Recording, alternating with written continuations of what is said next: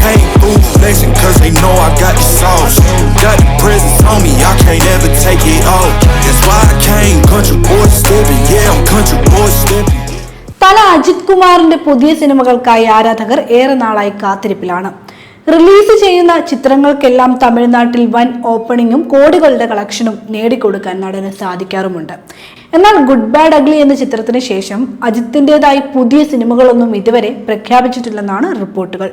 എന്തുകൊണ്ടാണ് താരം പുതിയ പ്രൊജക്ടുകൾക്ക് ഒപ്പുവെക്കാത്തത് എന്ന ചർച്ചകൾ സോഷ്യൽ മീഡിയയിൽ സജീവമാകുന്നതിനിടെ തമിഴിലെ പ്രമുഖ ഫിനാൻസിയറും വിതരണക്കാരനുമായ തിരുപ്പൂർ സുബ്രഹ്മണ്യൻ നടത്തിയ ചില വെളിപ്പെടുത്തലുകളാണ് ഇപ്പോൾ ചർച്ചയാകുന്നത്.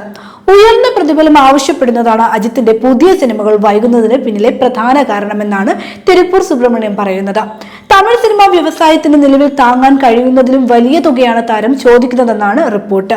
Sun Pictures, AGS Entertainments, Red Giant Studios തുടങ്ങിയ വൻകിട നിർമ്മാതാക്കൾ പോലും ഇത്രയും വലിയ തുക നൽകി റിസ്ക് എടുക്കാൻ താല്പര്യപ്പെടുന്നില്ല.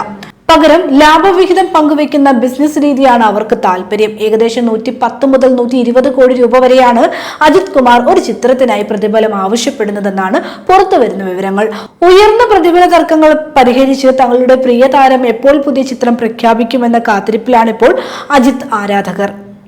ബോക്സ് ഓഫീസ് റെക്കോർഡുകൾ തകർത്ത് മുന്നേറിയ മലയാളി പ്രേക്ഷകരുടെ പ്രിയ ചിത്രം ദൃശ്യം 3യുമായി ബന്ധപ്പെട്ട് വലിയൊരു നിയമ പോരാട്ട വാർത്തയാണ് ഇപ്പോൾ പുറത്തു വരുന്നത്. ചിത്രത്തിന്റെ തെലുങ്ക് ഡബ് ചെയ്ത് പതിപ്പ് OTT റിലീസ് ചെയ്യുന്നത് മദ്രാസ് ഹൈക്കോടതി താൽക്കാലികമായി തടഞ്ഞിരിക്കുകയാണ്. ഇപ്പോൾ ആമസോൺ പ്രൈം വീഡിയോയിലൂടെ ചിത്രത്തിന്റെ ഡിജിറ്റൽ സ്ട്രീമിംഗ് ആരംഭിച്ചതിനിടെയാണ് കോടതിയുടെ ഈ ഇടക്കാല ഉത്തരവ് വന്നിരിക്കുന്നത്.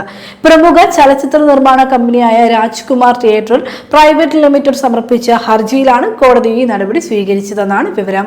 ദൃശ്യം ഫ്രാഞ്ചൈസിയുടെ തെലുങ്ക് ഭാഷാ പതിപ്പുകൾ നിർമ്മിക്കാനും റീമേക്ക് ചെയ്യാനുമുള്ള എക്സ്ക്ലൂസീവ് പകർപ്പവകാശം തങ്ങൾക്കാണെന്നാണ് രാജ്കുമാർ തിയേറ്ററിന്റെ വാദം. തങ്ങളുടെ പങ്കാളിത്തമില്ലാതെ OTTയിൽ തെലുങ്ക് ഡബ് പതിപ്പ് സ്ട്രീം ചെയ്യുന്നത് പകർപ്പവകാശ ലംഘനമാണെന്നും കമ്പനി ചൂണ്ടിക്കാണിക്കുന്നുണ്ട്. 2014 വെങ്കടേഷ് നായകനായി പുറത്തിറങ്ങിയ ദൃശ്യം 1ാം ഭാഗത്തിന്റെ തെലുങ്ക് റീമേക്ക് അവകാശം സ്വന്തമാക്കിയത് രാജ്കുമാർ സേതുപതിയായിരുന്നു. പിന്നീട് 2021 ദൃശ്യം 2 തെലുങ്കിൽ റീമേക്ക് ചെയ്തപ്പോൾ സുരേഷ് പ്രൊഡക്ഷൻസ്, ആശീർവാദ് സിനിമാസ് എന്നിവർക്കൊപ്പം രാജ്കുമാർ തിയേറ്റേഴ്സും സംയുക്ത നിർമ്മാതാക്കളായിരുന്നു. അതിനാൽ തെലുങ്ക് പതിപ്പിന്റെ സ്ഥിരമായ അവകാശം തങ്ങൾക്കാണെന്നാണ് ഇവരുടെ വാദം. നിർമ്മാതാവ് ആന്റണി പെരുമ്പാവൂർ, സംവിധായകൻ Jeethu Joseph, Panorama Studios, Pen Studios എന്നിവരെ പ്രതികളാക്കിയാണ് രാജ്കുമാർ തിയേറ്റർ കോടതിയെ സമീപിച്ചത്. മെയ് 21 മോഹൻലാലിന്റെ ജന്മദിനത്തിലാണ് ദൃശ്യം 3 തിയേറ്ററുകളിൽ എത്തിയത്.